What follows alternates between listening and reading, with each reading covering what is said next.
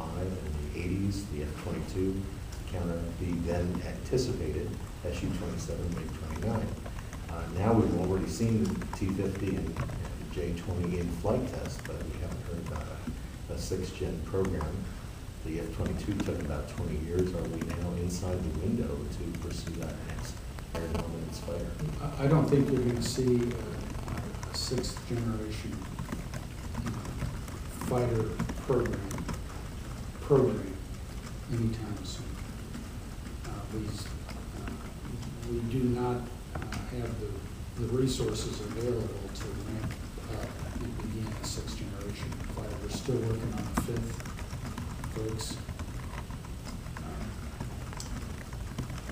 But we do continue the R&D in Air Force Research Laboratory and in other dimensions of our ongoing R&D work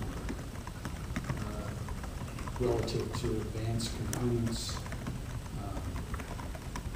avionics, weapons, that will eventually support that work. So the early pieces of what would constitute a future program are already out there. And what we'll be looking at is how to focus that work at a relatively low level on an extended timeline so that we understand how those various research programs are developing and might interact. Mm-hmm. Well, if not flight test of an adversary airplane, what do you think might be the trigger to say, okay, now we definitely need to launch a program of record? More money.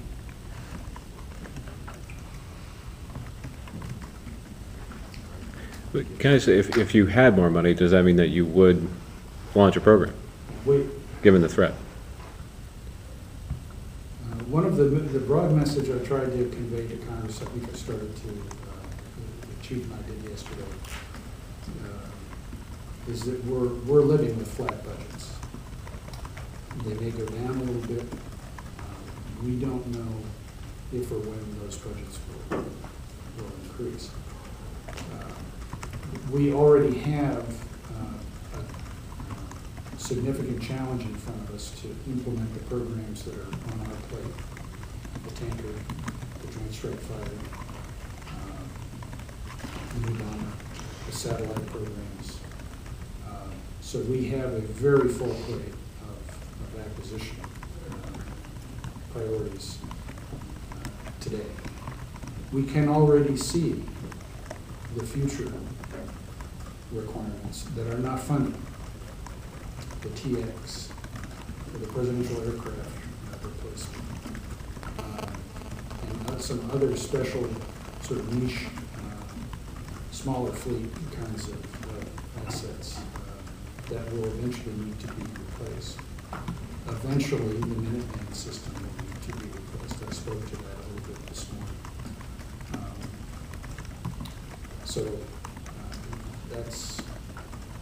Those issues are out there, beyond the fit and beyond the fit of fit, out years beyond the out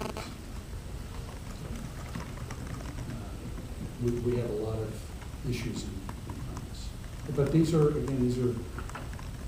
these are all sort of multi-year efforts. So are we seeing, given those budget constraints, the beginning of the decline of U.S. global power?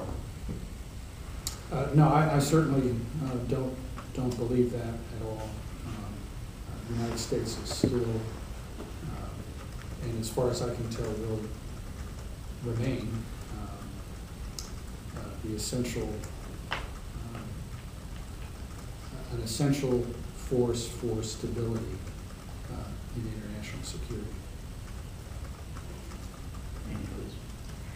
Sir, I realize that there's still a lot to be decided on this topic, but I am curious if we could just get a little bit more detail. On international security, global international security. No, on the bomber. I am curious, you mentioned, and the talking points seem to be evolving on this program.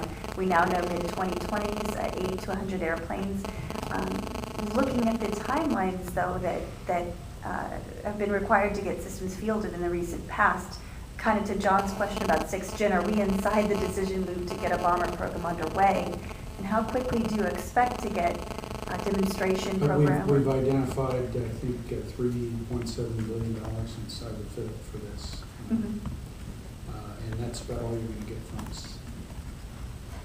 Well, do you expect, given the... Amy, we are providing transparency on the funding for the bomber.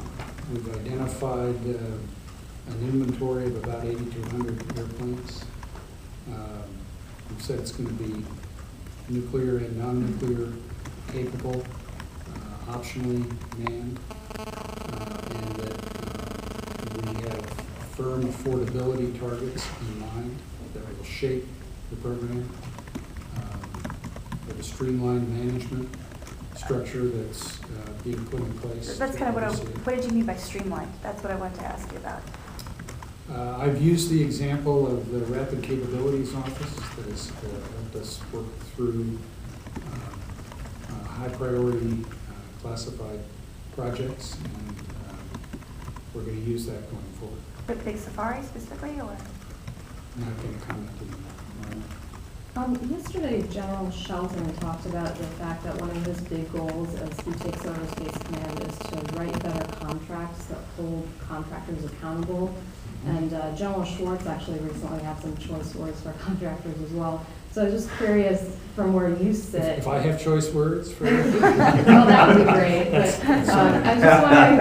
And those would be. Sorry.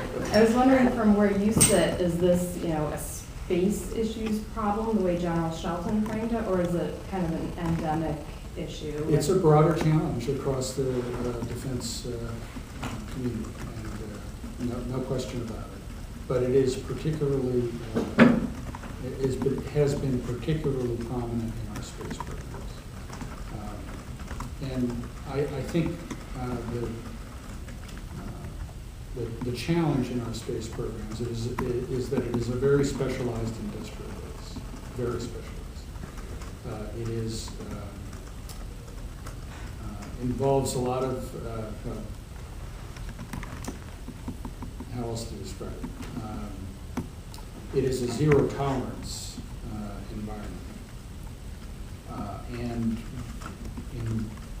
in some cases we have not developed. We do not have ready alternatives for major programs that are in place. We're trying to build alternatives, but within the resources available, we're committed to AEHF, we're committed to SIBRs, we're committed to WGS, et cetera. So it is very important that we manage those programs within the available resources. So when there is cost growth in the space programs, it has significant effect, and we don't have necessarily easy offerings. And they're big programs, so we must manage them successfully and more effectively going forward. And that's why I put emphasis on strengthening the business capabilities and acumen of the space acquisition workforce, because we need to be more demanding and work more closely with our contractor partners to get these costs under control and to deliver capabilities on time. And the percentage of the industrial, of the acquisition force, how much went to space of the new folks? Was it disproportionate, or? I'll have to Okay. look at the numbers, but I will tell you, I can tell you it has been a lagging. So this is an area that is getting increased management attention. mentioned. As we look at what we put out there for, I've described the changes in ELV, described the changes in ease, which through the evolution of ease acquisition approach that we intend to take with AEHF considers, and on the launch side of the ELV. Ease doesn't apply to ELV, but there's a separate discussion going on there. We need space professionals, contract, first line contract people that can go in and work with us. Contractors to do what I described in cost management. We have not had as much of that business side of expertise at SMC as we need. So